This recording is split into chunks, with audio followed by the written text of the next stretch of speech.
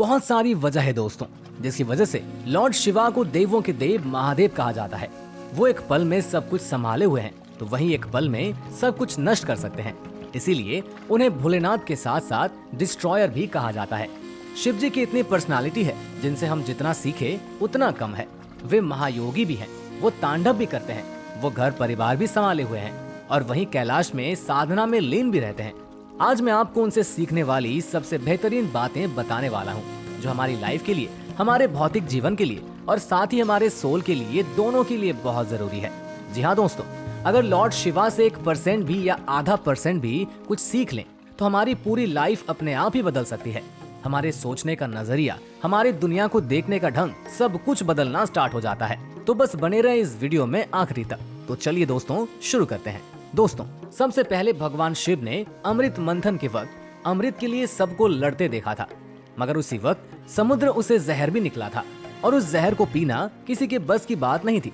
ठीक उसी वक्त भगवान शिव ने उस जहर को पीकर अपने गले में जगह दी थी और उसी की वजह से उनका गला बिल्कुल नीला हो गया था, जिसकी वजह से उन्हें नीलकंठ भी नाम दिया गया है। इसका सीधा सा मतलब है दोस्तों कि लाइफ में कई बार आपको नेगेटिविटी को एक्सेप्ट करना पड़ता है, पर इसका ये मतलब नहीं कि वो आपको मार डालेगी, बल्कि आप उसे अपने अंदर धारण करके अपने पास से उसका पॉजिटिव बनाओ।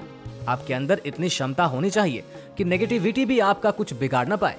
ये नेगेटिविटी कुछ टाइम आपके पास रहेगी, पर क्योंकि आपका माइंडसेट पॉजिटिव है तो आप कोशिश करोगे कि आपकी वजह से किसी को कोई नुकसान न पहुंचे, और यही चीज आपको हमेशा पॉजिटिव रहने में मदद करेगी।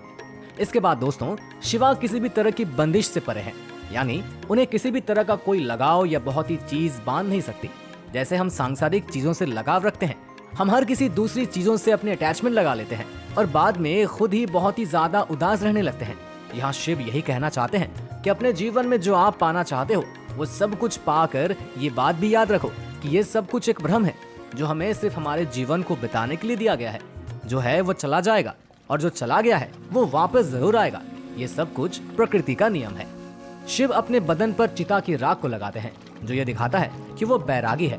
उन्हें संसार की किसी भी चीज से कोई लगाव नहीं। हम ऐसे योगी तो नहीं बन सकते, पर हम इन सब में एक बैलेंस बना सकते हैं कि अगर हम कुछ पाने का जतन कर रहे हैं तो उसे पाने के बाद हम घमंड को अपने अंदर जगह न लेने दें। और घमंड से ही जुड़ा है हमारा अगला पॉइंट। दोस्तों, शिवा को सबसे ऊंची पद्धति पर रखा गया है, इसीलिए उन्हें सब महादेव कहते हैं। और उसके बाद भी वो बहुत ही ज्यादा डाउन टू अर्थ है। वो कभी भी किसी तरह के घमंड को अपने अंदर जगह नहीं देते हैं। इसका सीधा सा उदाहरण दूं तो गंगा जी शिव जी की जटा से बहती है और हम सब गंगा में अपने पाप धोने के लिए जाते हैं।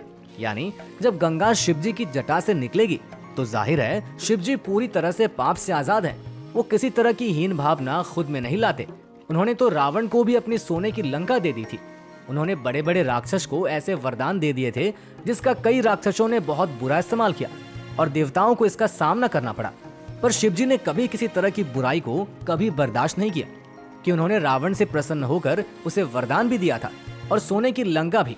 रावण से बड़ा भक्त उनका कोई और कभी भी नहीं हो सकता था, पर फिर भी जीत श्री राम की हुई थी, क्योंकि ये बात चरित्र की थी और श्री राम का बहुत ही अच्छा चरित्र था।